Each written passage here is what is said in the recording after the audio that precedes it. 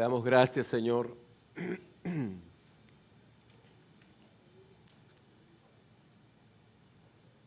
Realmente, Señor, nuestras palabras son escasas para expresar la experiencia de nuestras almas cuando reconocemos su majestad y señorío sobre nuestras vidas. El haber venido a este lugar para manifestar cuán grande, poderoso, santo, puro es usted. El acompañar a los ángeles del cielo en el acto de la alabanza por medio de la fe en Cristo, Señor, es simplemente una experiencia que no alcanzamos a describir. Y entendemos que todo esto es posible por causa de tu gracia.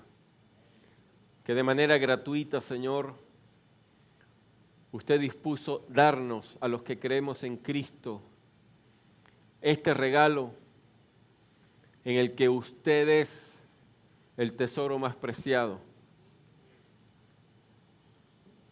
Tener comunión contigo, Señor, no tiene parangón en este mundo ni en el venidero. Gracias por ser nuestro Dios, Dios del cielo, de la tierra y de debajo de la tierra, pero especialmente Dios nuestro. Gracias por habernos salvado, Señor, por medio de Jesucristo. Señor, y estamos aquí habiendo convenido de nuestra sola voluntad el estar juntos, unánimes, en esta experiencia de darle a usted frutos de labios que honren su nombre. Hemos cantado salmos, cánticos espirituales, himnos, proclamando tu grandeza con sinceridad, Señor, lo hemos hecho. Todas las cosas las hemos dispuesto para honrar su nombre. Te suplicamos, Señor, que usted nos siga ayudando por medio de su Espíritu para que todo lo que digamos hoy en su palabra sea para su gloria. Ayúdanos, Señor, a discernir tu voluntad en tu Santa Escritura. Ayúdanos, Señor, a ser valientes para poner por obra de manera gozosa, feliz, tus mandamientos para con nosotros. Que Cristo, Señor, encuentre por medio de tu Espíritu en esta alma nuestra, en nuestro ser interior, un lugar amplio en el cual habitar con libertad. Estamos dispuestos, Señor, a deponer toda resistencia, todo argumento, todo conocimiento humano, toda filosofía de hombre que hasta hoy, Señor, haya sido oposición a tu voluntad en nosotros, porque sabemos que esta es la más pura expresión de adoración y alabanza hacia ti, nuestra obediencia gozosa según tu palabra, el caminar en este mundo así como Jesucristo estuvo en medio de los hombres, en santidad, en pureza, en mansedumbre, en humildad, en verdad, en espíritu. Sabemos, Señor, que sin tu ayuda es imposible. Ninguna fuerza, capacidad o conocimiento hay en nosotros mismos que nos permita tener esta experiencia. Así que una vez más, Señor, apelamos a su gracia. Ayúdanos, Señor, en el nombre de Cristo Jesús. Amén. Y amén. Aleluya. El domingo pasado, amados, mirábamos en la palabra del Señor las advertencias que Dios nos hace acerca de el riesgo en el que está nuestra alma de cambiar a Jesucristo por uno de los tantos ídolos que este mundo nos ofrece, específicamente el dinero. Hablábamos acerca de la codicia, de la condición ineludible que Jesucristo claramente nos ha dado a sus discípulos desde el comienzo, haciéndonos saber que es imposible tener con Cristo comunión y al mismo tiempo tener comunión con las riquezas. Que nuestro corazón no puede tener la experiencia de estar dividido entre la adoración a Cristo y la adoración o el amor al dinero. Que si efectivamente en nosotros mora el Espíritu de Dios y estamos teniendo la experiencia de fe que describen las Escrituras, en esta vida terrenal, mientras el Espíritu Santo nos santifica conforme a la verdad, en nosotros se manifestará lo que dice en Mateo capítulo 6, adversión hacia las riquezas. El poder que el dinero tiene sobre nuestras almas, que ha tenido a lo largo de nuestra vida terrenal y que ha tenido sobre el ser humano desde que el hombre pecó en el jardín del Edén, pierde fuerzas en nosotros, pierde asidero por causa del amor a Cristo. Que es imposible servir a Cristo y servir a las riquezas. Que es imposible amar al dinero y amar a Jesucristo. Son experiencias mutuamente excluyentes, o es una o es la otra, que no hay forma de tener ambas. Y esta advertencia de nuestro Señor Jesucristo calza dentro de la advertencia general que Dios nos hace a todos los que creemos acerca de la necesidad de ser santos porque Él es santo. El amor al dinero no es más que una de las tantas expresiones del pecado en el ser humano. Y hoy yo quiero invitarle que vayamos a las Escrituras para que veamos otra advertencia más que Dios nos hace acerca del pecado. Pero es una advertencia, recordando la que veíamos el domingo pasado, en este caso es una advertencia que no solamente tiene injerencia en la intimidad del creyente, sino que además específicamente, o partiendo de allí, mejor dicho, se extiende sobre la iglesia. Hay algo que como creyentes cada uno de nosotros debe hacer con esta advertencia, pero hay algo que a la iglesia le corresponde hacer cuando en la iglesia no se presta atención a la palabra del Señor con relación a este asunto en particular. Así que yo le invito, si es tan amable, me acompañe a la segunda epístola de Pablo a Timoteo, en el capítulo 3.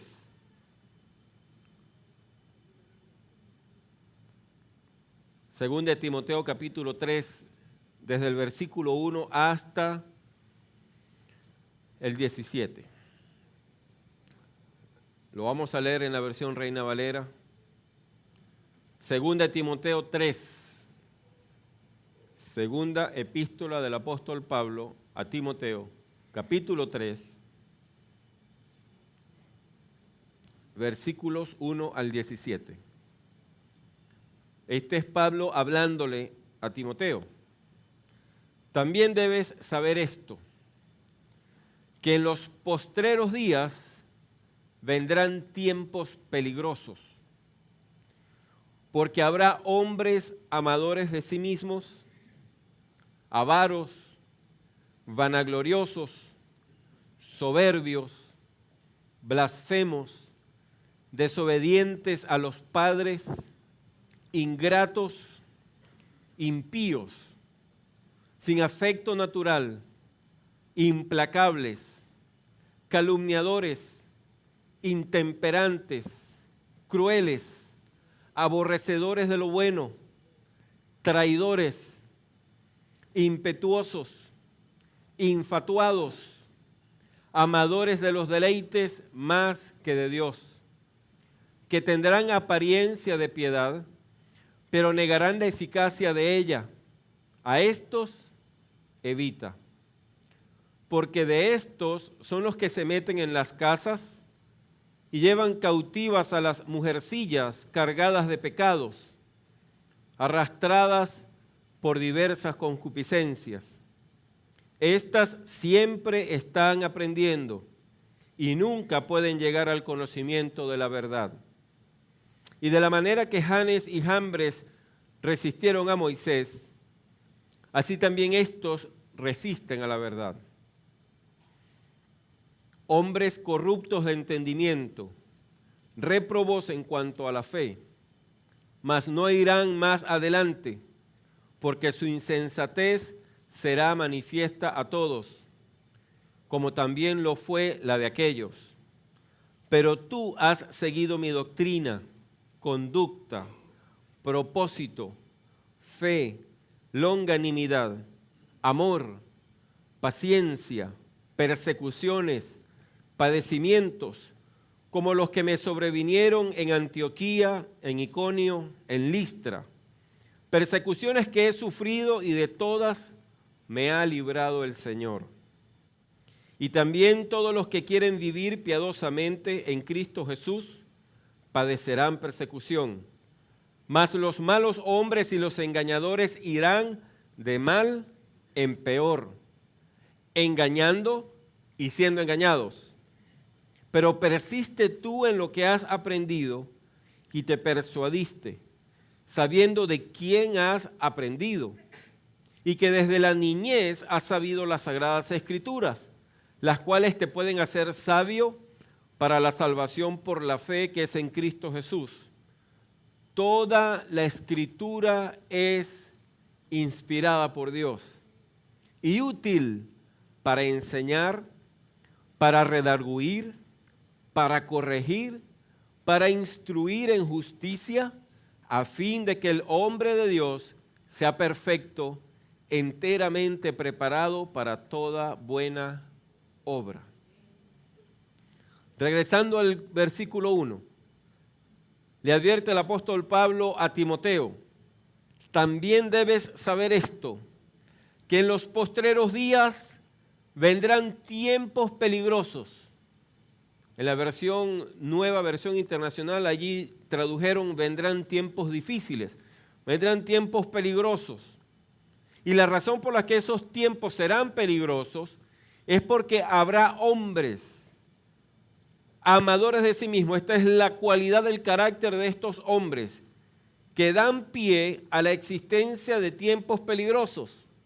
A hombres que se aman a sí mismos, egoístas o ególatras, avaros, codiciosos, amantes del dinero, vanagloriosos, se jactan de todo lo que son, de lo que hacen y de lo que poseen, soberbios, son ellos los que tienen la razón, aún en contra de la palabra, blasfemos, hablan mal de Dios, desobedientes a los padres, demasiado claro, ¿verdad?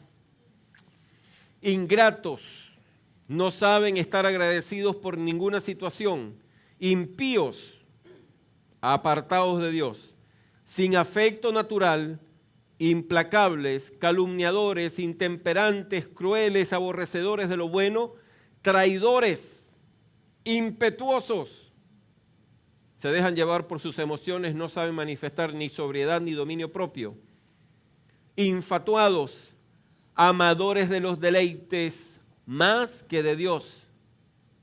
Versículo 5, que tendrán apariencia de piedad. Todas las antivirtudes que la palabra ha mencionado antes del versículo 5 dejan ver claramente que está hablando acerca de hombres que no aman a Dios. Y note usted que aquí cuando habla de hombres está hablando sin distinción de género, hombres y mujeres por igual. ¿Verdad? No es que Dios esté hablando específicamente a los hombres masculinos.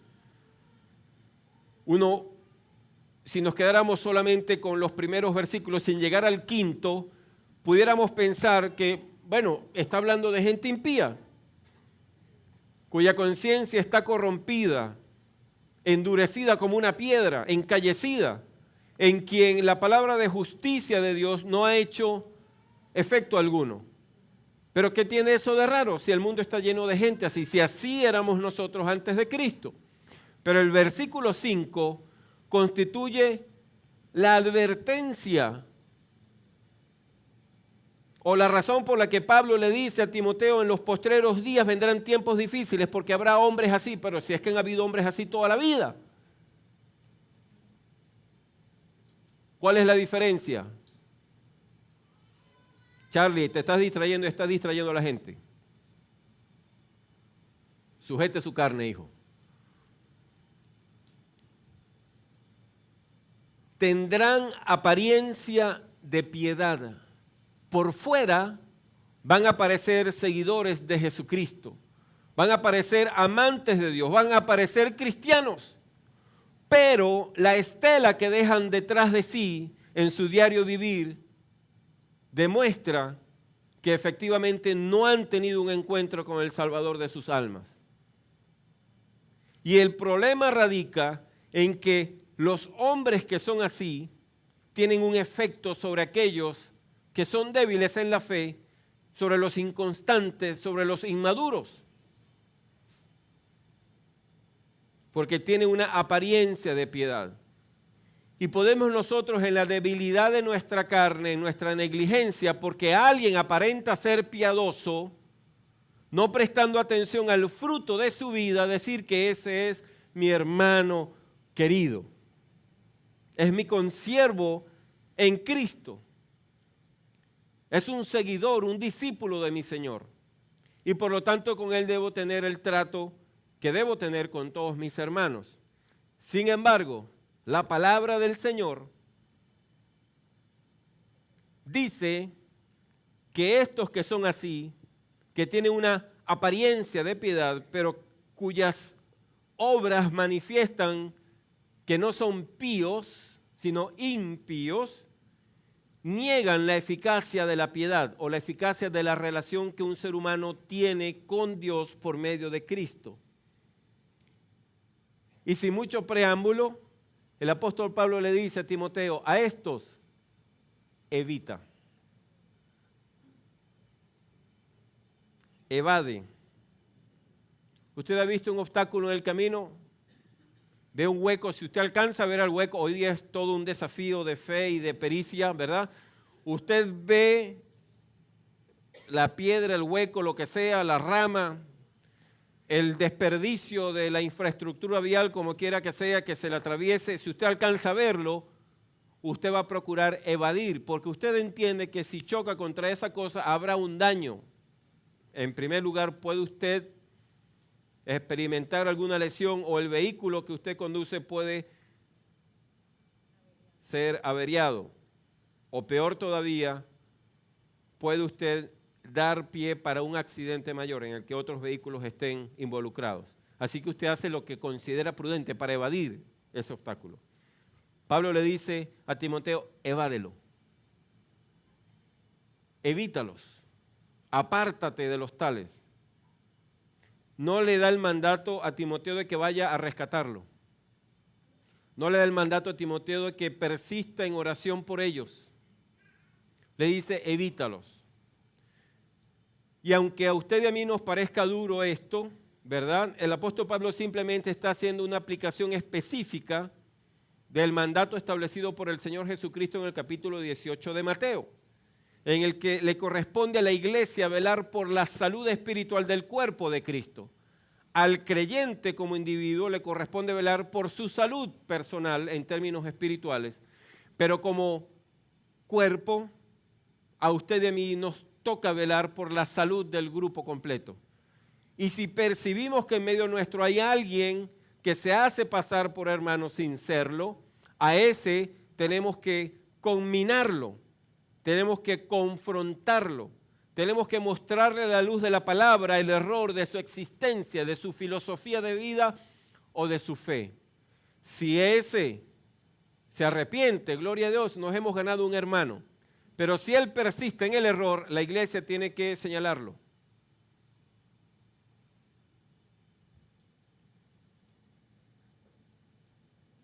Hablando acerca de los que se dejan llevar por esta clase de hombres, aquí habla de mujercillas.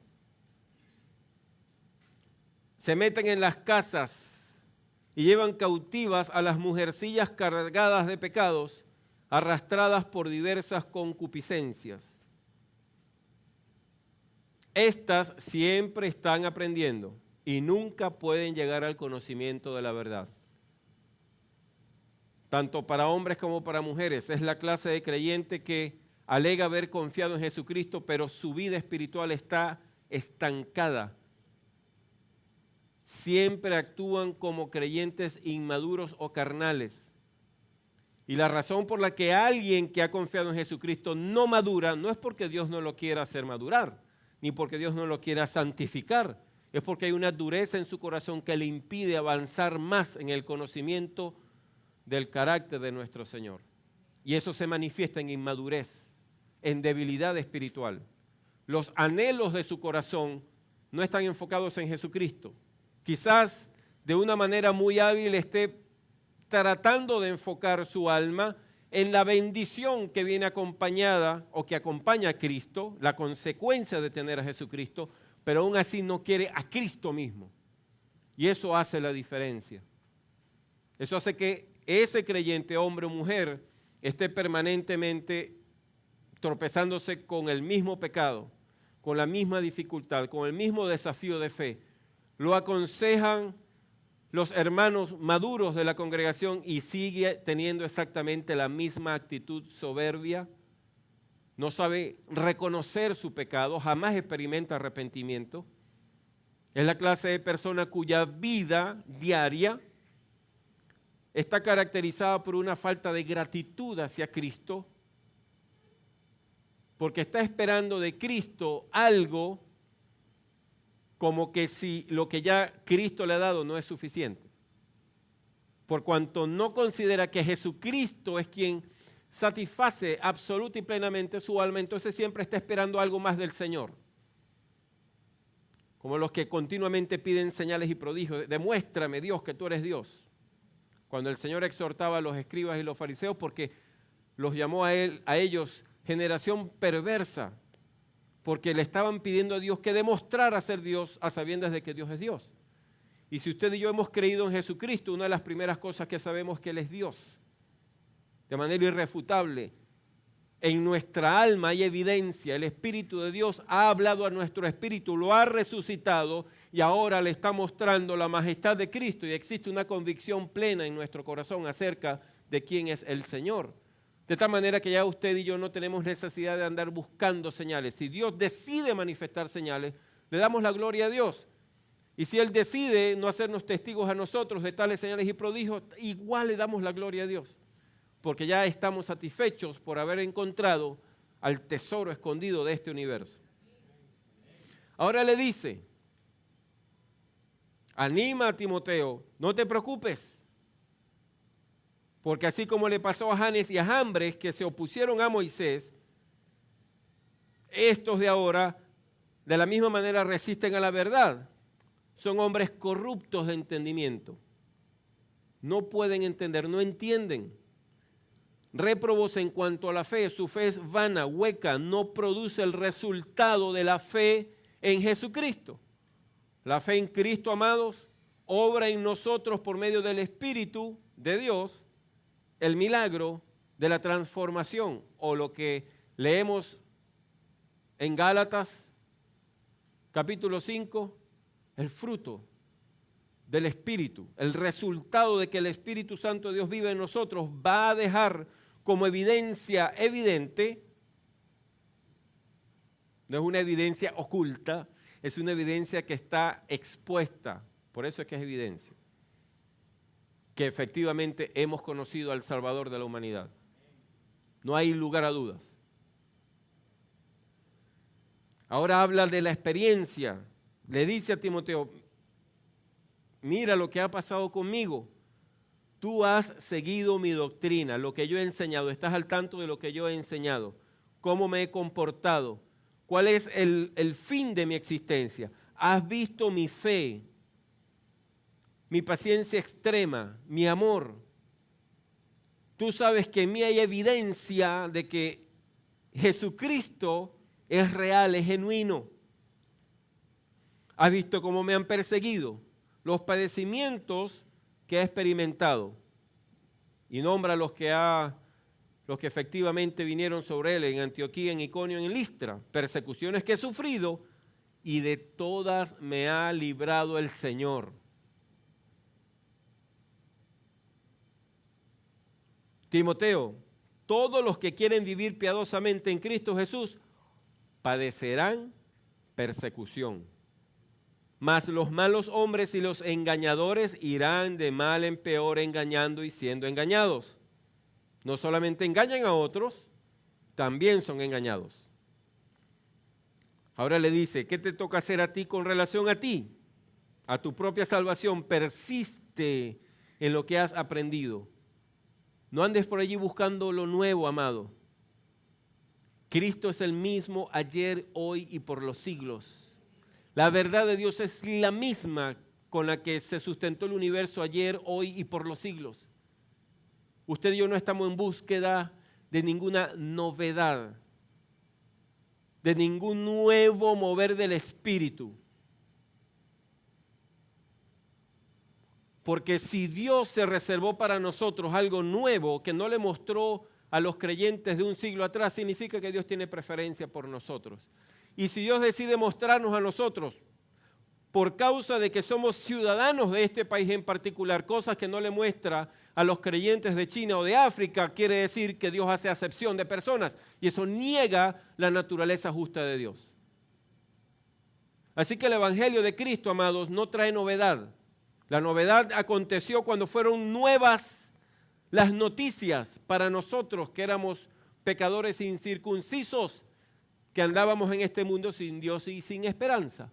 Pero una vez que hemos recibido al Señor y que creemos en Él, el Evangelio que vamos a recibir es el mismo Evangelio de Pablo, el mismo Evangelio de Pedro, de Esteban, de Juan. No tiene nada de nuevo con relación a lo que ellos recibieron. Y si a ellos, según lo que dicen las Escrituras, Dios no les dio algo, a nosotros tampoco. Aquel que está enfocado en esta palabra, que vive por ella y enseña esta doctrina, como le dice Pablo, mira mi doctrina, recuerda lo que de mí has aprendido, ese no va a enseñar otra cosa que no haya enseñado Pablo, que no haya enseñado Pedro, que no haya enseñado Santiago, que no haya enseñado el autor de Hebreos, que no haya enseñado Jesucristo, que no haya enseñado Juan.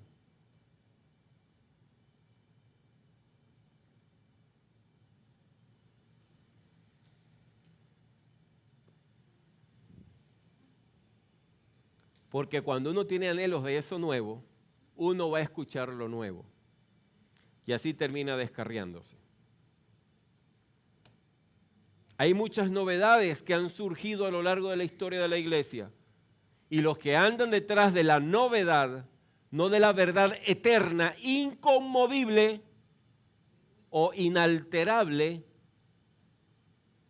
porque si Dios necesitase alterar su verdad en alguna medida, significa que nunca ha sido verdad, nunca ha sido perfecta, porque la cambia por necesidad de hacerla más perfecta. Es decir, nunca fue su verdad. Así que si usted y yo en nuestra alma experimentamos esa necesidad de encontrarle algo nuevo a Cristo, estamos comenzando a caminar mal. Porque se supone que ese Cristo que describe la palabra debe satisfacernos por completo.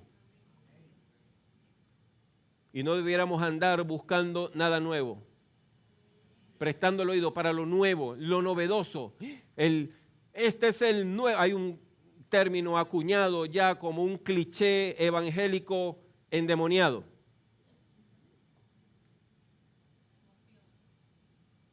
El nuevo mover del Espíritu. No, amados, perdóneme. El Espíritu de Dios nos ha sido dado para glorificar a Cristo en nosotros. Y así como lo hizo desde un comienzo de una manera, lo va a seguir haciendo porque Él no está hablando acerca de uno que cambia. Él no está glorificando a uno que es transformado. Él está glorificando a aquel que es el mismo ayer, hoy y por siempre. Así que cuando Él glorifica a Cristo en el alma del creyente, lo va a hacer de la misma manera que lo hizo con Pedro, con Pablo, con Juan, con Esteban, con Felipe y con todos los que han creído desde entonces. Infundiendo la autoridad del cielo para que esta carne se sujete ante la supremacía de Cristo, de manera que usted y yo como creyentes vivamos en esta tierra de la misma manera que Jesucristo anduvo entre los vivientes, manifestando mansedumbre, humildad, sabiduría de lo alto, anhelo de Dios, pensamientos celestiales, deseos del cielo, deseos de Cristo.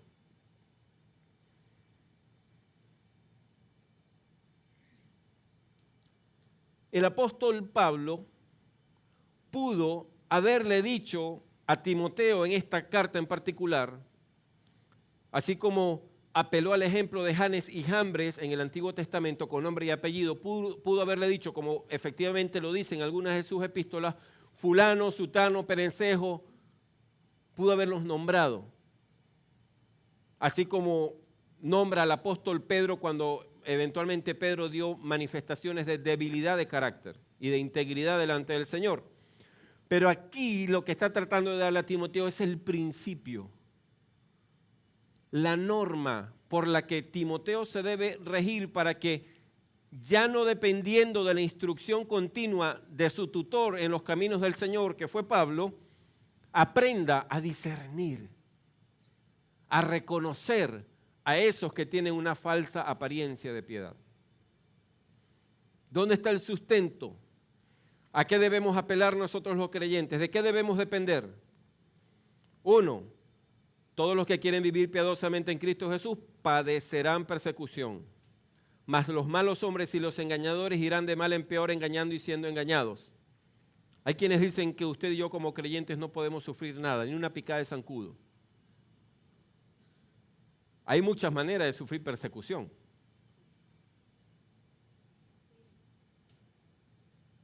El Señor Jesucristo dijo que en este mundo tendríamos aflicción, inevitablemente. Por supuesto, si ahora hemos creído en Cristo, su Espíritu ha puesto en nosotros el anhelo por lo perfecto de Cristo. Pero estamos rodeados por un mundo saturado de imperfección y de maldad. Y necesitamos aprender a vivir en esta tierra sabiendo que estamos aquí prestados por un tiempo muy corto para que el impacto que sobre nosotros tiene la maldad que está generalizada en el mundo no nos impida regocijarnos en nuestro Señor Jesucristo, sino que por el contrario vivamos dependiendo de Él en un estado de gozo y de paz permanente, porque eso es lo que va a manifestar que efectivamente hemos creído en Jesucristo, o una de las cosas que manifiesta la fidelidad que tenemos en el Señor. Le dice, pero persiste tú, persevera, permanece. Una y otra vez hazlo, Timoteo, no desmayes en lo que has aprendido y te persuadiste. O sea, tú estás convencido de que esto es verdad. Estamos convencidos de que Jesucristo es verdad, de que esta palabra es verdad, que Dios efectivamente nos ha amado por medio de Cristo. Estamos convencidos de todo lo que esta palabra proclama acerca de Dios y acerca de nosotros, sabiendo de quién has aprendido y que desde la niñez has sabido las sagradas escrituras, las cuales te pueden hacer sabio para la salvación por la fe que es en Cristo Jesús. O dicho de otra manera, parafraseando, esta palabra, las sagradas escrituras, te van a dar a ti la sabiduría necesaria para que creyendo en Jesucristo, tú vivas la experiencia de la salvación y no te descarríes y no caigas en engaño. Toda la Escritura es inspirada por Dios. Cuando nos presentamos ante Dios a pedirle su sabiduría, a pedirle la medicina para nuestras almas, Él nos va a dar toda su Escritura, porque es toda. Si usted padece algún sufrimiento físico y acude a un médico en quien usted tiene confianza por causa de su experticia en su especialidad en particular, y usted verdaderamente tiene un corazón fiel, después que usted va a su consulta y ese médico le prescribe un tratamiento, usted va a cumplir todo el tratamiento. Porque si usted decide hacer el tratamiento a su manera, usted simplemente está expresando que es un rebelde e insensato. Primero, rebelde porque no obedece a aquel quien tiene autoridad en esa área en particular, e insensato porque fue a pagarle, le pagó y no hizo lo que le mandó a hacer. Salió, compró las medicinas, que solo Dios sabe cuánto cuestan hoy día, y en lugar de cumplir con el tratamiento que le mandó el médico, usted hizo lo que a usted le dio la gana. insensatez. Si usted y yo queremos experimentar la plena sanidad del pecado, no ser esclavos del pecado, cuando acudimos a Dios tenemos que comernos toda su palabra. Jesucristo dijo, es necesario que coman mi carne. No dijo, cómanse una pequeña porción de mí. Dijo, coman mi carne y beban mi sangre. No una gota de mi sangre, sino mi sangre. Todo lo que Él es, lo necesitamos. Toda su verdad, absoluta, plena. No podemos dejar nada por fuera, porque eso demostraría que usted y yo creemos que sabemos más que Dios. O dicho de otra manera, estaremos manifestando insensatez. ¿Qué sentido tiene adorar a un Dios en quien no podemos confiar? ¿Dónde está la fe allí? Incrédulos, rebeldes. No tiene sentido. Es absurdo vivir así. Toda la Escritura es inspirada por Dios. Toda. Así que desde que usted y yo comenzamos a involucrarnos en esta palabra, alimentar nuestras almas con esta verdad, debemos entender que la necesitamos completa, todo el consejo de Dios. No podemos ser la clase de gente que prefiere recibir una parte de la palabra, pero no otra. Nos regocijamos acerca de la promesa que Dios le ha dado a Israel, promesa terrenal para ser disfrutada por causa de su obediencia en el capítulo 28 de Deuteronomio, pero ni que nos paguen nos atrevemos a leer acerca de la maldición que es producto de la desobediencia. Eso no es para mí, para otro quizás, pero para mí no. Nos gozamos cuando descubrimos en la palabra que nos aguarda una experiencia celestial en el futuro, cuando Dios decida resolver definitivamente el asunto del juicio sobre el ser humano. Pero no nos agrada pensar acerca de la experiencia diaria que necesitamos de arrepentimiento, de admitir la iniquidad de nuestra mente, mucho menos cuando eso involucra a un tercero que no es Dios, porque nos avergüenza expresar ante nuestros semejantes nuestra debilidad, o reconocerla, mejor dicho. Admitir que efectivamente somos pecadores y perversos, necesitados del perdón y de la misericordia de Dios. Toda la Escritura es inspirada por Dios y útil para enseñar, redarguir, corregir, para instruir en justicia, a fin de que el hombre de Dios sea perfecto e enteramente preparado para toda buena obra. Amados hermanos y hermanas, no puede haber, no existe un discípulo de Jesucristo que no sea devoto de esta palabra. No podemos procurar ser discípulos de Cristo si no nos empapamos de toda la instrucción que Dios nos ha dado para nuestro beneficio y para su gloria. No podemos ser un discípulo de Jesucristo si no hemos decidido obedecer a esta palabra de manera gozosa, con satisfacción, con alegría. Tal cosa no existe. Pueden existir muchas otras cosas, pero un discípulo de Jesús no. Así que estar conscientes de las múltiples manifestaciones de la maldad de nuestra carne nos va a animar, nos va a ayudar, según las Escrituras, a tomar acciones con relación a nosotros mismos y a tomar acciones con relación a los demás. Hay varios pasajes, además de este que acabamos de compartir. Veamos una aplicación específica en el capítulo 5 de 1 de Corintios, desde el versículo 1 al 13.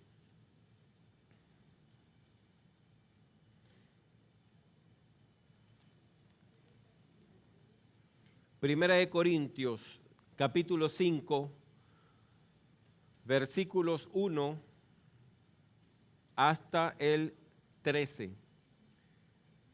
De cierto se oye que hay entre vosotros fornicación, y tal fornicación cual ni aún se nombra entre los gentiles, tanto que alguno tiene la mujer de su padre. Adultera con la esposa de su padre. Suponemos que no es su mamá, porque hubiera dicho, tiene por mujer a su propia madre. Dice, alguno tiene la mujer de su padre. Y vosotros estáis envanecidos. ¿No debierais más bien haberos lamentado para que fuese quitado de en medio de vosotros el que cometió tal acción? Ciertamente yo, como ausente en cuerpo, pero presente en espíritu, ya como presente he juzgado al que tal cosa ha hecho. En el nombre de nuestro Señor Jesucristo, reunidos vosotros y mi espíritu, con el poder de nuestro Señor Jesucristo, el tal sea entregado a Satanás para destrucción de la carne, a fin de que el espíritu sea salvo en el día del Señor Jesús. Por lo que el apóstol Pablo está diciendo, y sabiendo que él era conocedor de las Escrituras, amante de Jesucristo, discípulo sincero y genuino del Señor, a este, quien tenía por mujer a su madrastra, con toda seguridad se le había llamado la atención acerca de lo que estaba haciendo, pero había persistido en su pecado. Y por causa de eso, el apóstol Pablo dice algo que pareciera ser anticristiano. ¿Dónde está el amor de Cristo aquí? Lo primero que yo pensé, la primera vez que leí ese pasaje, ¿a dónde se le fue a Pablo el amor de Cristo? Porque usted y yo tenemos una falsa concepción del amor. Pensamos que amar es tener una actitud pusilánime ante los demás.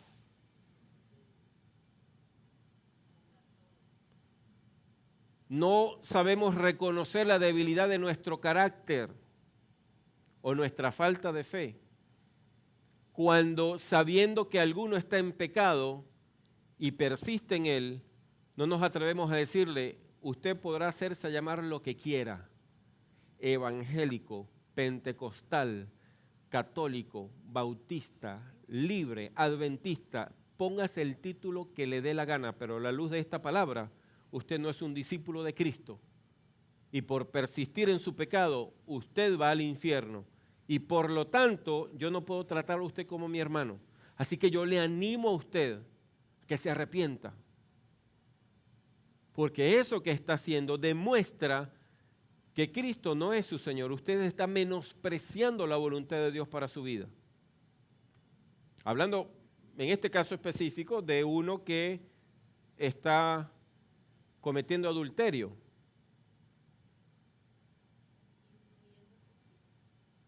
Incluyendo al que sea. Ojo, vamos a seguir leyendo, no me quiero adelantar, porque aquí está la aclaratoria de lo que iba a decir. En el nombre, versículo 4, en el nombre de nuestro Señor Jesucristo, reunidos vosotros y mi espíritu con el poder de nuestro Señor Jesucristo, el tal sea entregado a Satanás para destrucción de la carne, a fin de que el espíritu sea salvo en el día del Señor Jesús. No es buena vuestra jactancia.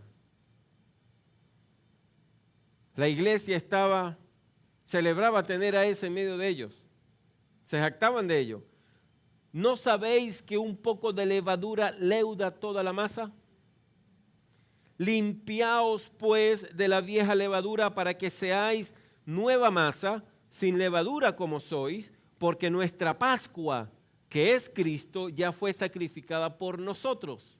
Así que celebremos la fiesta, no con la vieja levadura, ni con la levadura de malicia y de maldad, sino con panes sin levadura, de sinceridad y de verdad. Y aquí hay no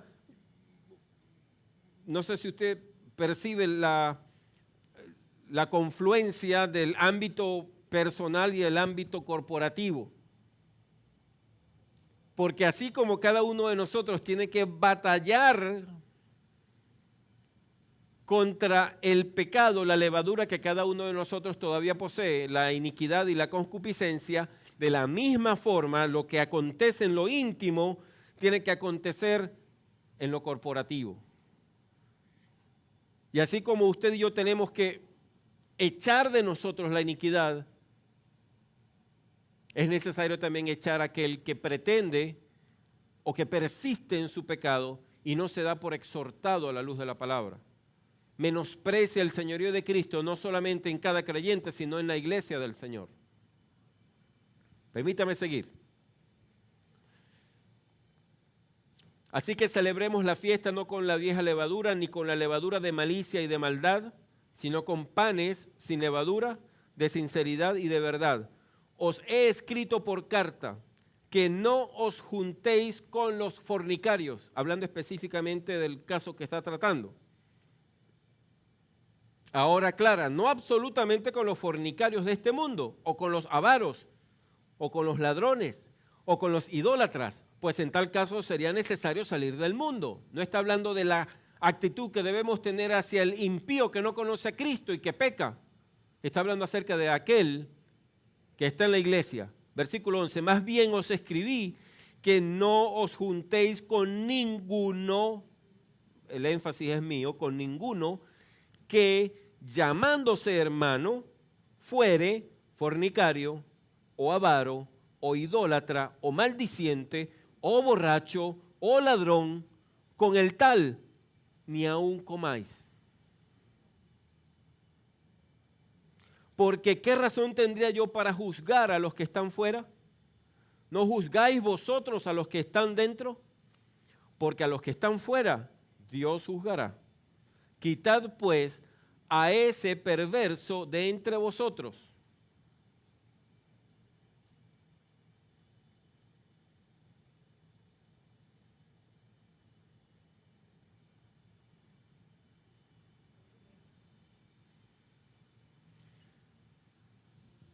Una advertencia en la que necesitamos enfocar nuestra atención en primer lugar.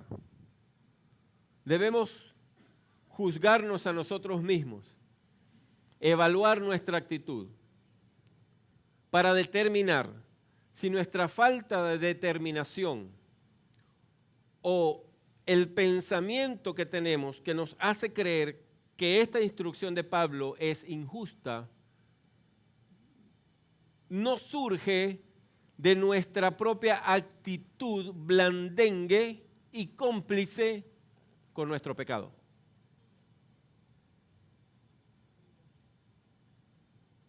Porque como todavía no he determinado seguir a Cristo hasta la muerte, entonces me regocijo en mi propia maldad. Y sabiéndome débil y pecador, pero no dispuesto al arrepentimiento, sino por el contrario, dispuesto más bien a disfrutar la maldad que está en mí, entonces sé que en mí no hay autoridad moral para animar a otro a vencer su propio pecado. Y terminamos siendo cómplices de la maldad.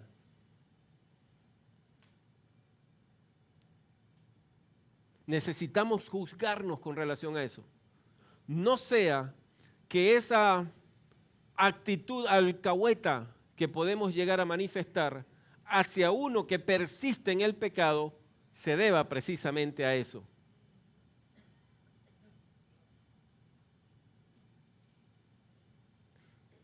Si usted y yo estamos siguiendo a Jesucristo, amados, si esa experiencia es genuina, si efectivamente nuestra fe está depositada en Él, será inevitable, con eso no se puede batallar, porque eso es producto de la obra del Espíritu en nosotros, que usted y yo desarrollemos celo por la obra del Señor. No podremos ser indiferentes ante la dureza de corazón de alguien, o ante la debilidad de alguien, o ante la angustia que alguno de nuestros hermanos esté experimentando por causa de su propia lucha contra el pecado. No podremos no podemos tener esa actitud de avestruz, él en su evangelio y yo en el mío. Dentro de nosotros habrá una necesidad de orar por esa persona, de animar a esa persona según la palabra, como leíamos antes. en Timoteo, de llevarle las Escrituras para redarguirlo, para corregirlo, para instruirlo en el camino del Señor, para que ese hermano o hermana sea un hombre o una mujer de Dios perfecto, enteramente preparado para toda buena obra. No habrá en nosotros indiferencia. Sufriremos con el que está sufriendo y nos gozaremos con el que esté gozándose en Cristo, porque somos un cuerpo. Y como miembros del cuerpo no estamos desconectados del cuerpo. Estaremos conscientes de nuestra responsabilidad de contribuir a mantener la salud espiritual del cuerpo del Señor. Estaremos dispuestos a ser atacados, incomprendidos, criticados, a ser tratados con el látigo de la indiferencia. Si usted quiere me pregunta, o le pregunta a la pastora, o le pregunta a cualquiera de los hermanos de esta congregación, perdóneme la figura, incluye a hombres y a mujeres por igual, que se han puesto los pantalones, que han dado un paso al frente y han dicho, yo estoy dispuesto a que a mí me apedreen.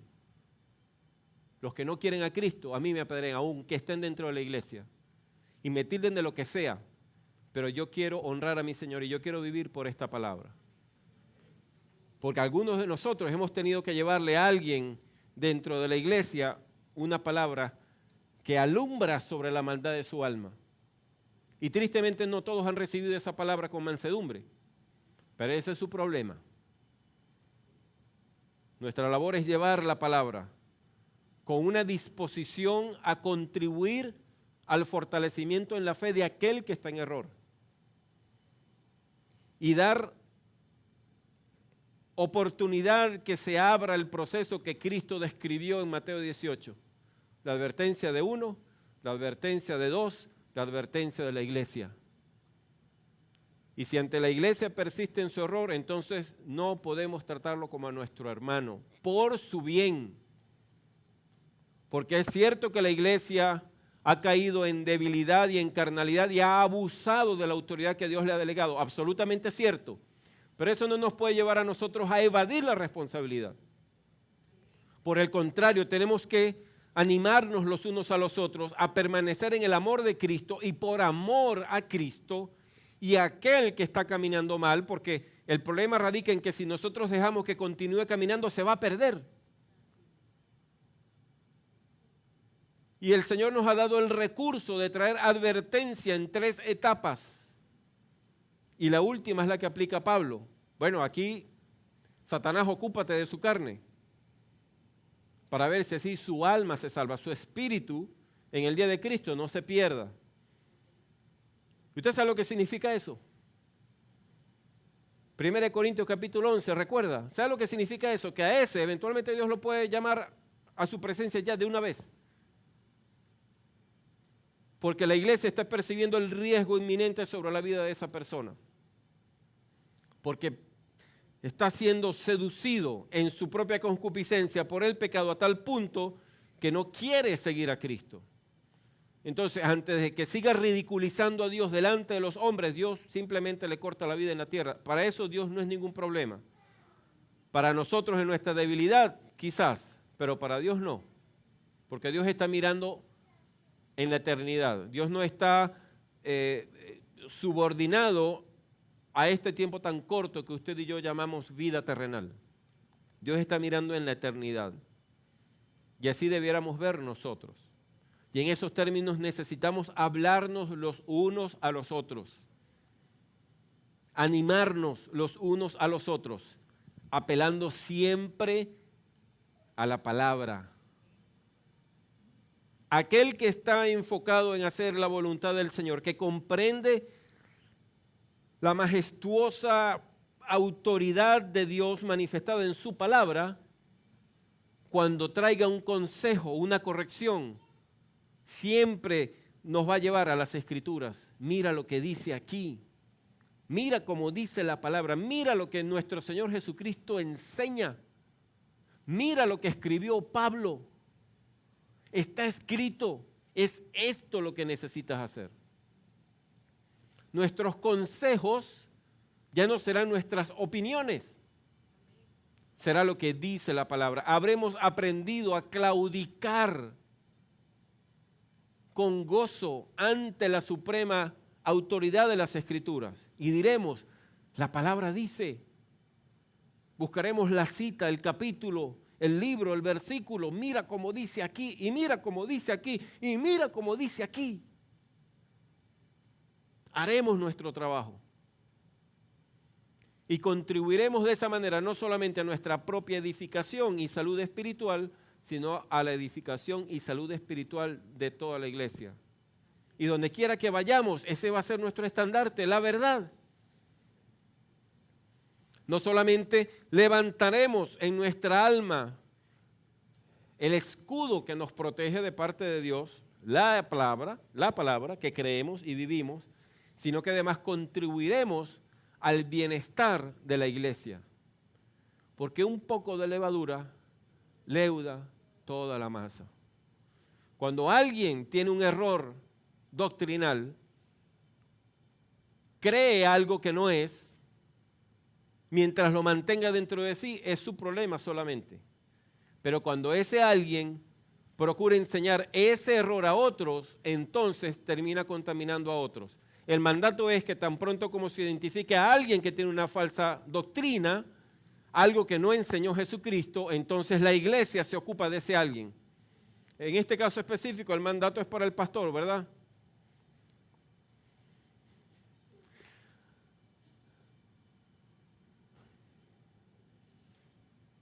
Pero la Biblia dice que no debemos exhortar los unos a los otros en general. También dice eso. Así que si el pastor está un poquito lento de velocidad, Dios dispone que haya gente dispuesta con madurez en Jesucristo a llevar a otro a la palabra, a las Escrituras, amados. Olvídese de las fábulas. Olvídese de las costumbres habituales en medio nuestro. Olvídese de lo que usted vio hacer a su papá, a su mamá, a su abuelo. Olvídese del consejo suyo como abogado. Mis hermanos abogados, ¿dónde están? Ronald es el único que vino hoy, gloria a Dios.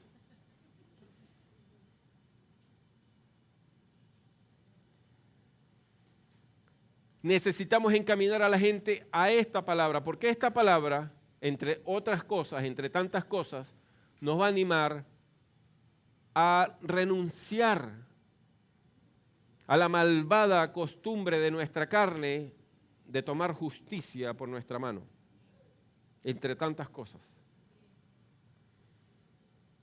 Y por cuanto Dios reconoce las debilidades que usted y yo enfrentamos a diario, nos manda que entre nosotros seamos compasivos, pacientes, que nos soportemos los unos a los otros. ¿Sabe lo que significa soportar? Llevar el peso de, cargar con el peso de. Y es cierto que algunos de nosotros somos bien pesados. Pero ahí no dice, soportaos algunos a los otros. O soportaos los unos a algunos otros. Dice los unos a los otros. Es decir, yo necesito como creyente soportarlos a todos mis hermanos, a los que me agradan, porque en mi carne reconozco que hay algunos que me agradan, y en mi carne reconozco que hay algunos que no me agradan tanto, pero a todos por igual tengo que soportarlos, reconociendo la mezcolanza de virtudes y de imperfecciones. Donde quiera que pesen las imperfecciones, yo tengo que poner mi alma y llevar el peso, porque eso es el amor. Ese es Cristo. Y a Él nosotros representamos aquí en la tierra. Así que, teniendo conciencia de la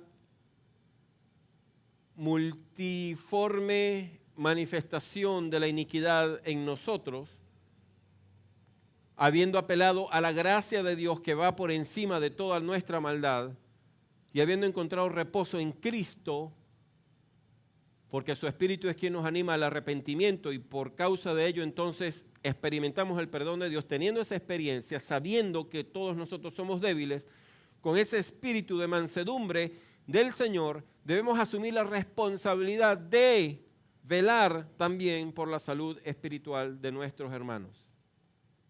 Y si alguno de nosotros está escuchando el mensaje equivocado, la enseñanza equivocada, y cuando digo escuchar, entiéndame, no estoy hablando de simplemente pegarse frente a una corneta, escuchar.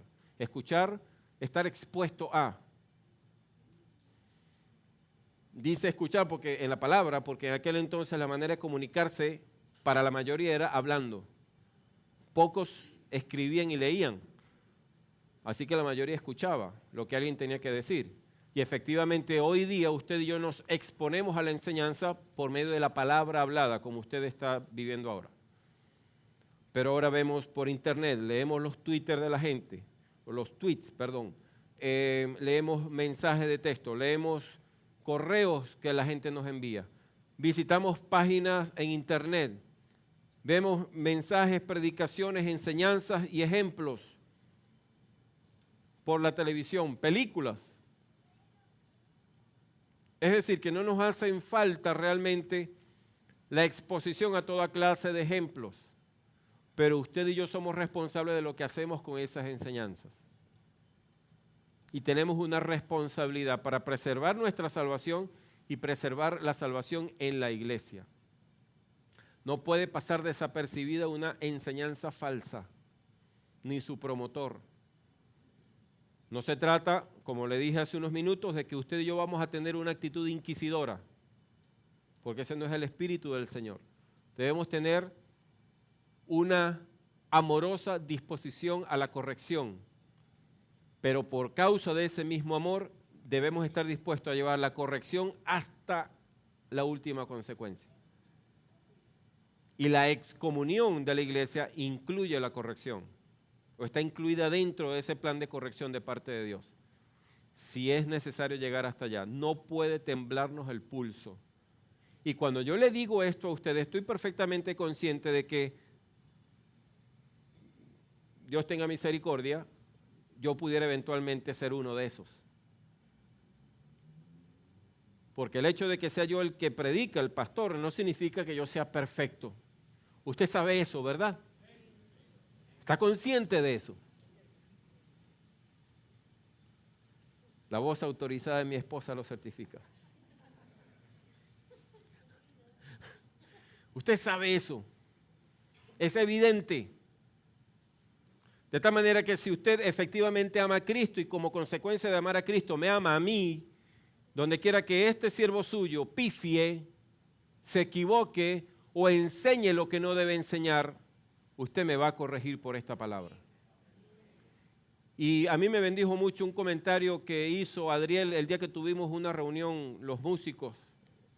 Ellos son los músicos, yo no, ellos son los músicos y yo, ¿qué día? El martes. Él decía, el verdadero acto de fe es tener disposición a ser corregido.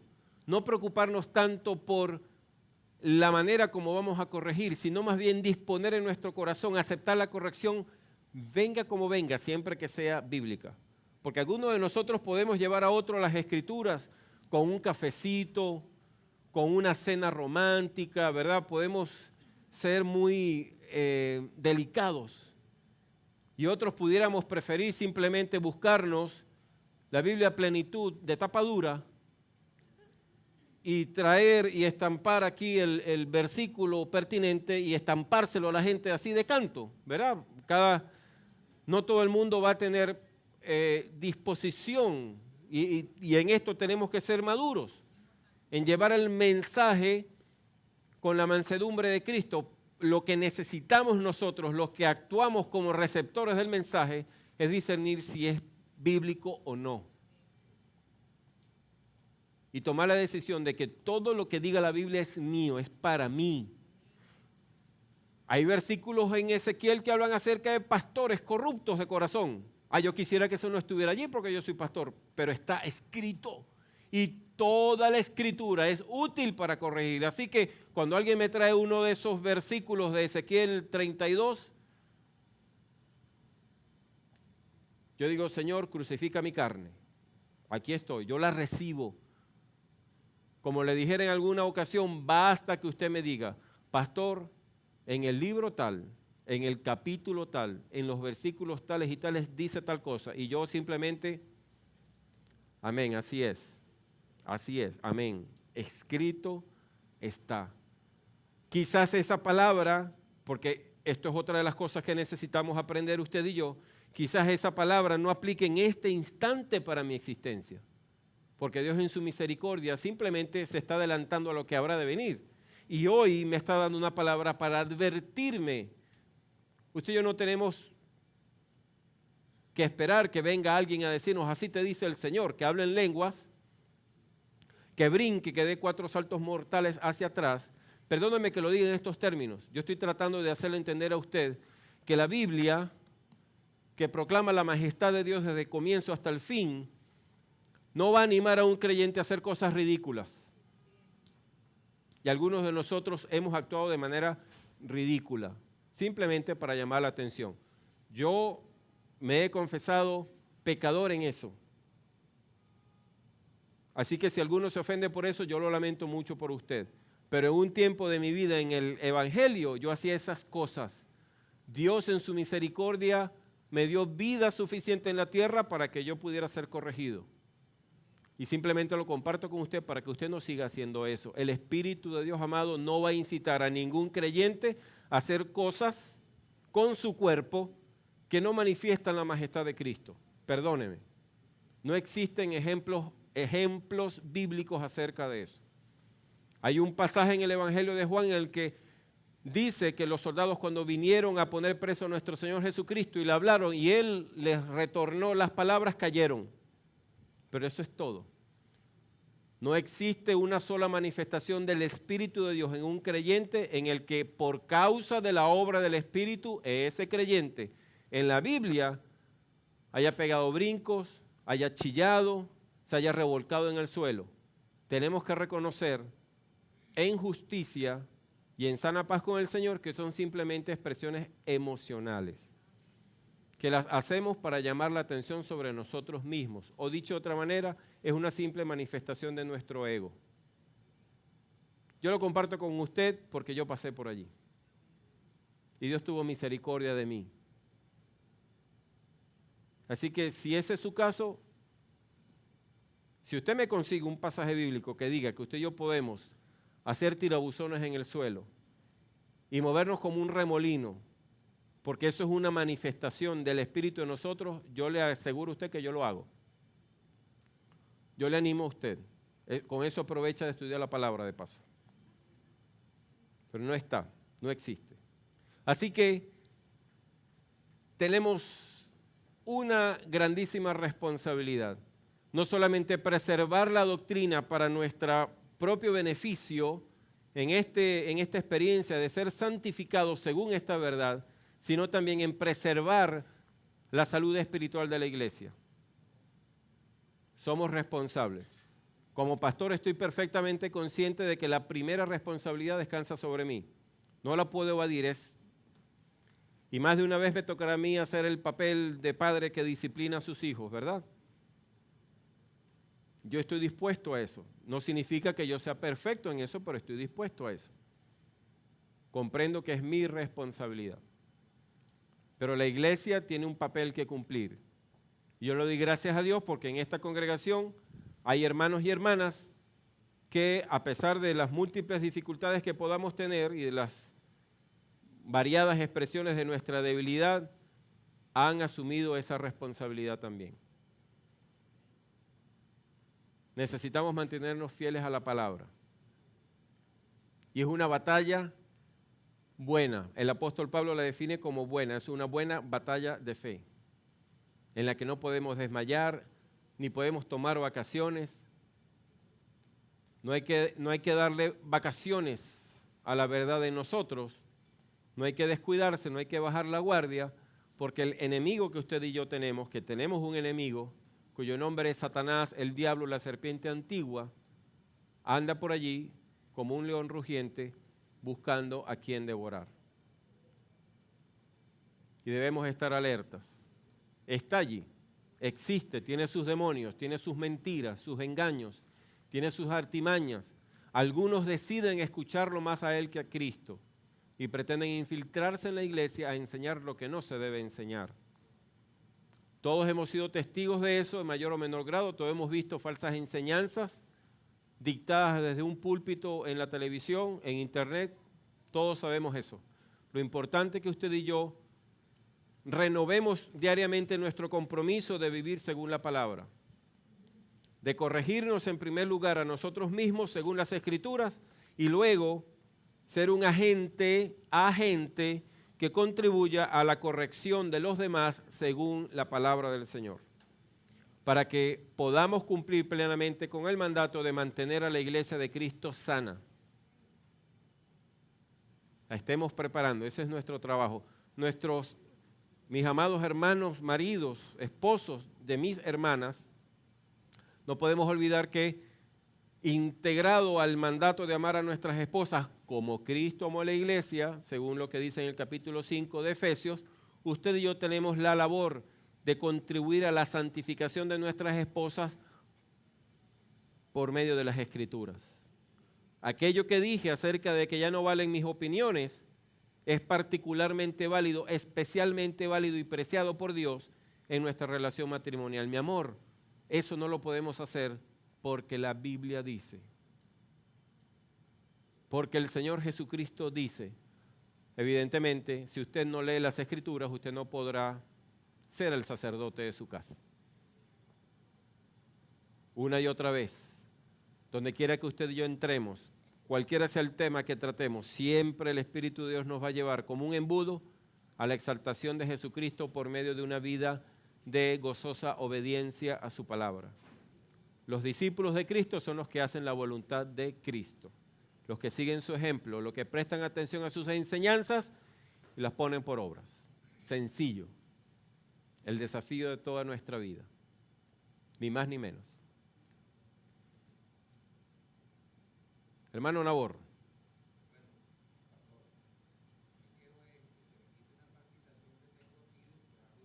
Ajá.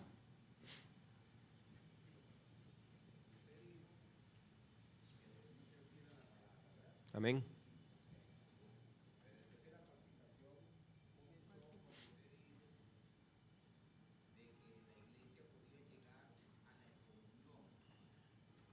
Amén.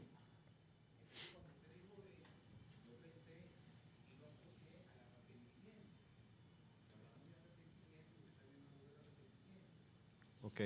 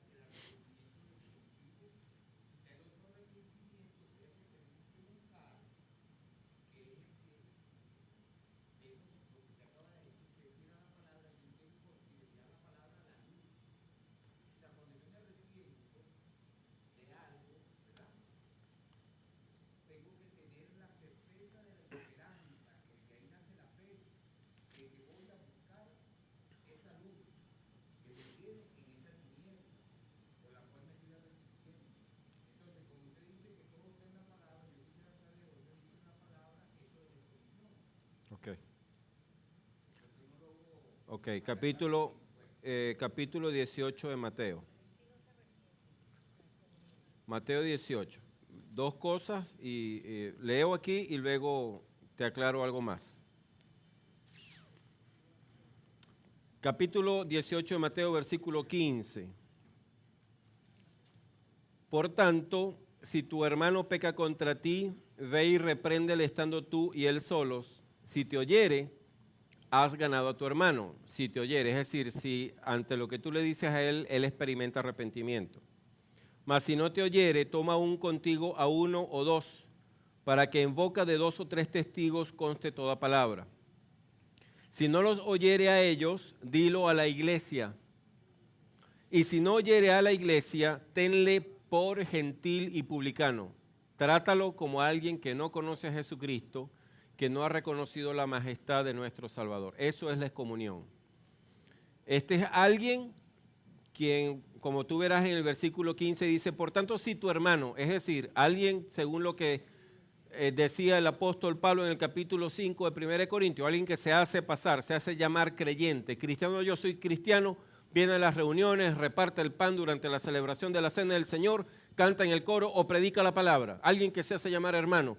Pero si ese alguien no experimenta arrepentimiento de sus malas obras a la luz de la palabra, a pesar del proceso que cumple la iglesia, la exhortación en privado, la exhortación con 2 o 3 testigos y finalmente la exhortación ante la iglesia, se entiende, usted supongo yo que percibe que en este proceso Dios está dando la oportunidad de que en primer lugar la exhortación haya comenzado mal, porque si la exhortación está sustentada en una mentira, alguien se va a percatar de ello y ahí se va a detener el proceso. Pero si partimos del hecho de que la exhortación continúa hasta el último paso, es porque esa exhortación ha soportado el escrutinio de las Escrituras, es decir, es una exhortación bíblica.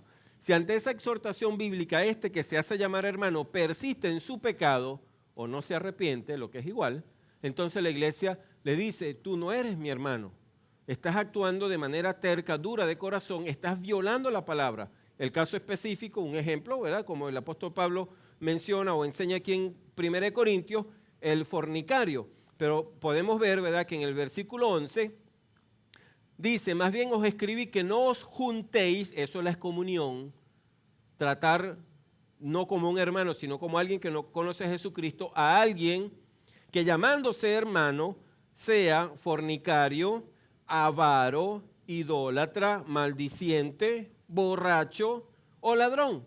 Con el tal ni aun con más. Y debemos entender, amados, que cuando el apóstol Pablo hace esta lista, no es una lista taxativa, exhaustiva.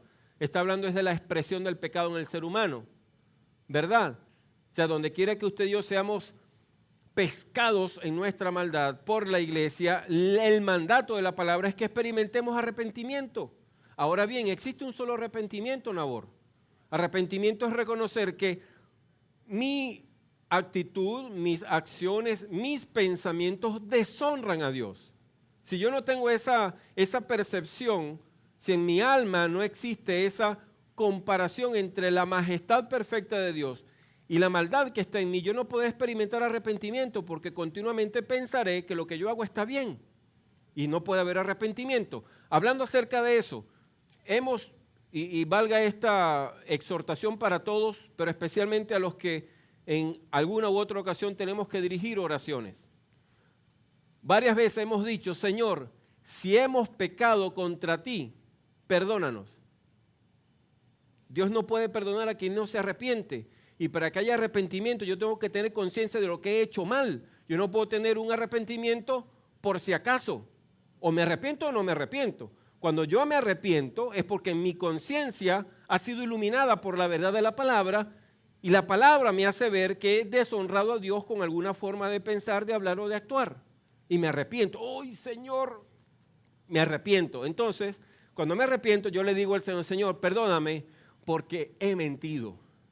Perdóname porque no he creído en ti. Perdóname porque maltraté a mi hermano o a mi hermano. Perdóname específicamente por algo que yo sé que está en mí. Yo no puedo decirle al Señor, perdóname si es que acaso, Señor, si por casualidad.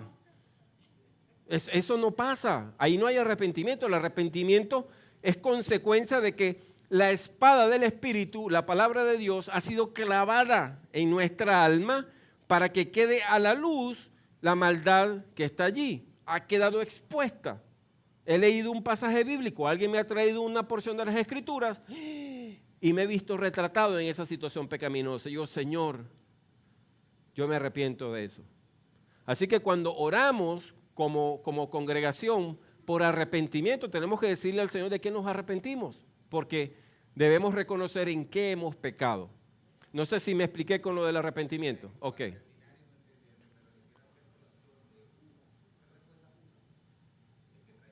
Judas, sí, correcto. Ajá.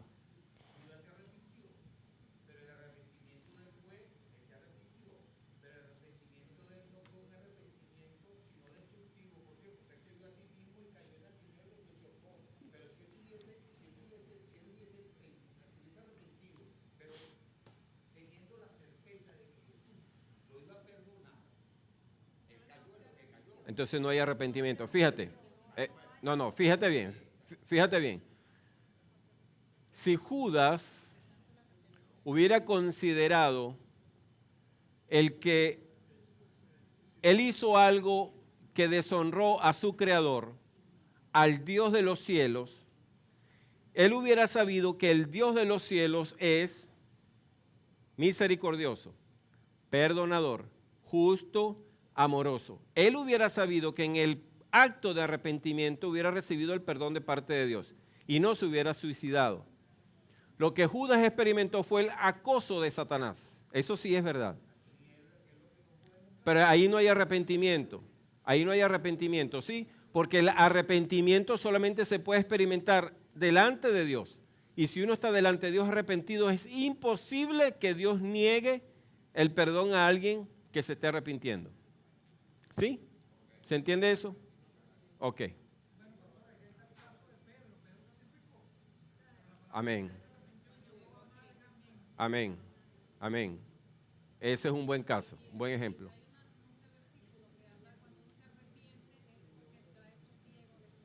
Amén. Creo que es en el capítulo 2 de 1 Corintios o el capítulo 2 de 2 Corintios, habla precisamente de esa experiencia de arrepentimiento que es, como dice la Escritura, encaminado por el Espíritu Santo.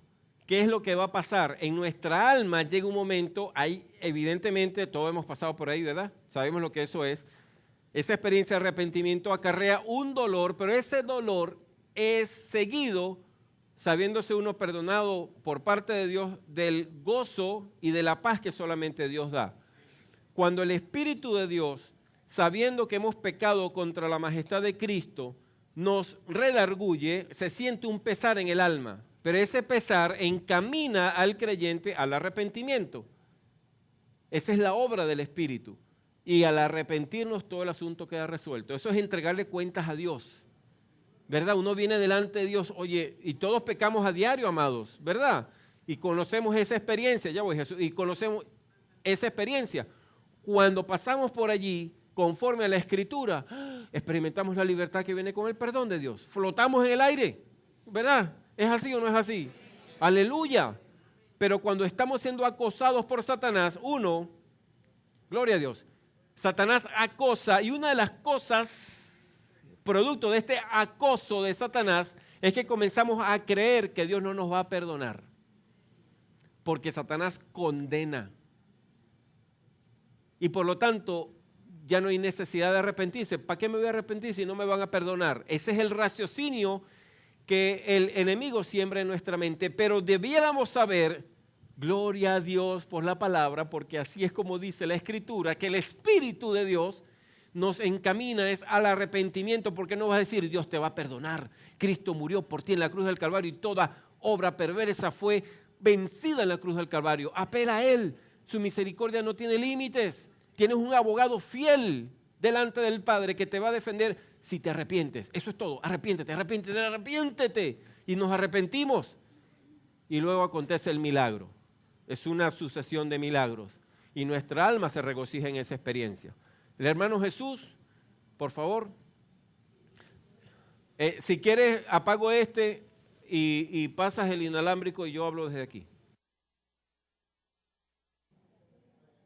Dos cosas breves, ¿no? Hay dos cosas que le han hecho mucho daño a la iglesia. Cuando diluimos la palabra y cuando generalizamos el pecado y no lo personalizamos. ¿Qué es diluir la palabra? Le voy a poner un ejemplo rápido. Si un médico le manda un remedio a un niño que lo va a sanar, pero el remedio es muy amargo, la madre siempre diluye el remedio. Le echa agüita, le echa dulcito para que el niño se lo pueda tomar, sin darse cuenta que está perdiendo la efectividad del medicamento. Y en un gesto que ella cree que está haciendo de amor, lo que está haciendo es trayéndole más problemas al niño. La palabra no se puede diluir. Por eso que la palabra hay que darla, así duela. Así le choque al alma o al corazón o a la carne de la persona a la cual se le está diciendo. Hay que darla enterita, no diluirla, no echarle agüita. Y en cuanto a la personalización del pecado, si un niño miente Entonces el papá lo va a exhortar y lo va a reprender. ¿Qué le va a decir? No, lo hiciste bien porque todos los niños mienten. No, tiene que personalizarle su pecado. Tú estás mintiendo y eso es malo. Muchas veces nosotros en la iglesia generalizamos el pecado y los hermanos están pecando y no hay nadie en la iglesia que les exhorte y les diga lo que está haciendo mal. Simplemente lo que les dice es, no te preocupes, todos somos pecadores y tenemos un Dios tan bueno que nos perdona. Pues no, no se debe hacer así. Se debe personalizar el pecado y decirle, estás pecando, no lo estás haciendo bien y a Dios no le agrada. Pero ¿qué se hace en las iglesias? Se está dando un Dios que es tan bueno, tan perdonador, y que como todos somos pecadores, podemos seguir pecando. No, porque a ti no te van a condenar por el pecado del mundo. A ti te van a condenar por el pecado tuyo, tuyito. Así sácalo de ti. Y en cuanto a los arrepentimientos, no es bíblico decir que hay dos arrepentimientos. Eso no es bíblico, eso no está en la Biblia. Segunda de Corintios 7, 8 al 10. Porque aunque os contristé con la carne, no me pesa, dice el apóstol Pablo. No, o sea, ¿qué está diciendo el apóstol Pablo aquí? No me interesa si tu carne sufre. No me interesa si te estoy haciendo un peso a tu carne, pero tengo que decírtelo. Aunque entonces lo lamenté, porque veo que aquella carta, aunque por algún tiempo te contristó, ahora me gozo, porque hayáis sido contristado, sino porque fuisteis contristados para arrepentimiento, porque habéis sido contristados según Dios, para que ninguna pérdida padezcáis por vuestra parte. Porque la tristeza que es según Dios produce arrepentimiento para salvación, de que no hay que arrepentirse, pero la tristeza del mundo produce muerte. Segunda de Corintios, capítulo 7, del 8 al 10. La hermana Beatriz.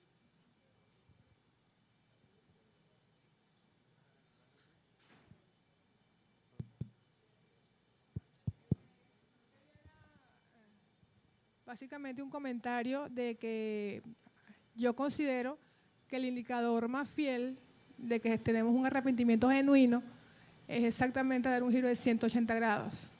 No sencillamente decir me arrepiento, perdóname y sigo allí, sino realmente que se vea un cambio, un giro de 180 grados y alejarme, que es un poco con lo que acaba de decir el hermano Jesús. Así es. Amén.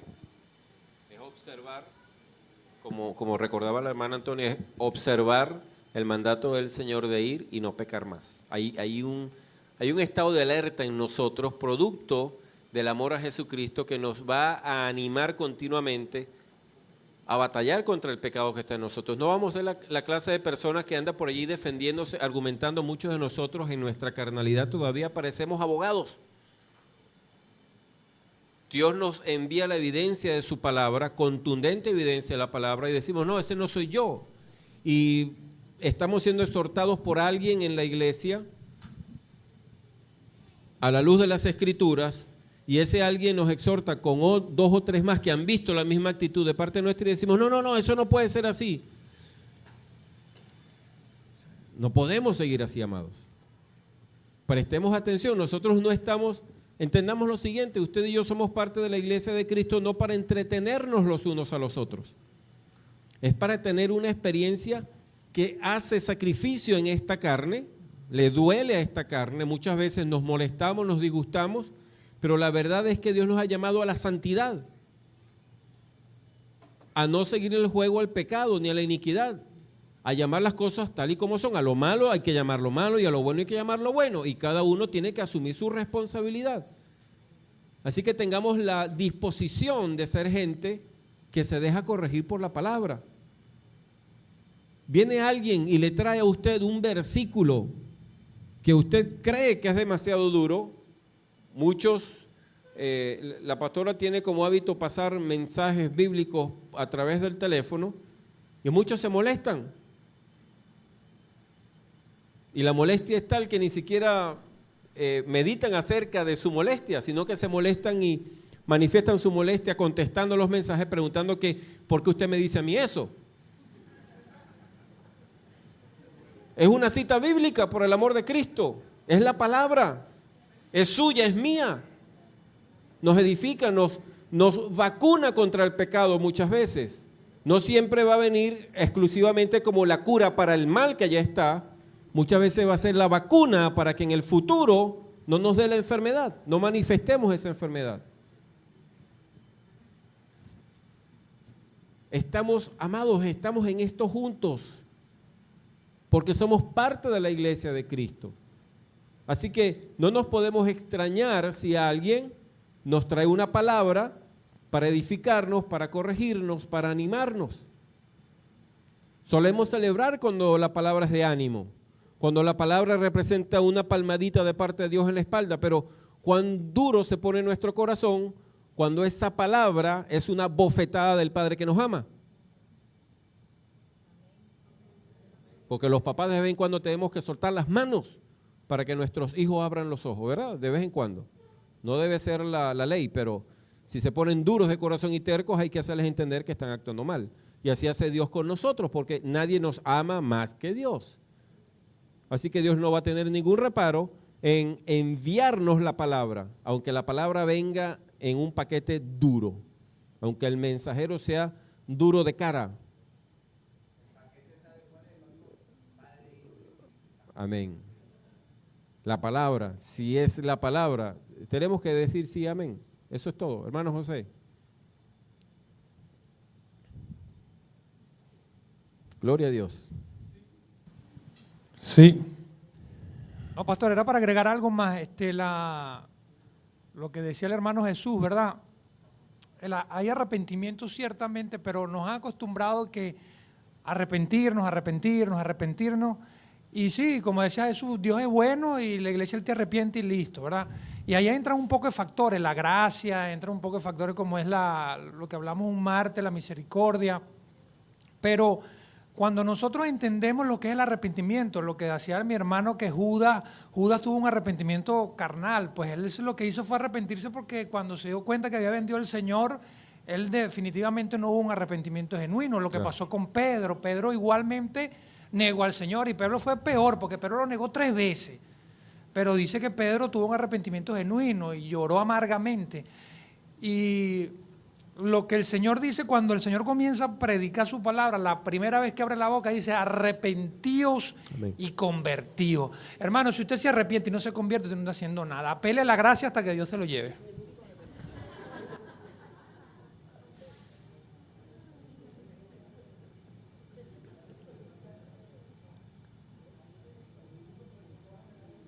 Bíblico. Cuando yo digo que hablar de 2 arrepentimientos no es bíblico, es porque ese es el verdadero arrepentimiento. Amén. Arrepentido y convertido. Sí. Y también lo del mensaje, pastor, que muchas veces el mensaje es malo, matemos al mensajero. Ajá. Sí, exactamente. Claro, la frustración de nuestra falta de arrepentimiento nos encamina a enfocar esa frustración en el mensajero. Y ahí perdemos la bendición. Toda la Escritura, amados, es inspirada por Dios. Y toda la Escritura es buena para nuestra edificación, para redarguirnos, para convencernos de pecado, absolutamente toda la palabra. No existe creyente que pueda experimentar utilidad en la obra de Dios que no sea un devoto de las Escrituras, de la verdad, que no haya tomado la decisión de confiar en la palabra para ponerla por obras. Hermano Enrique Silvio. Hablándole a Nabor, o sea, Judas lo que se dio cuenta que la metió pero hasta el fondo y lo que tuvo un cargo de conciencia que lo mataba. Amén. En él no hubo arrepentimiento. Así es. Así es. Sí, hubo un lamento de lo que hizo nada más. Así es.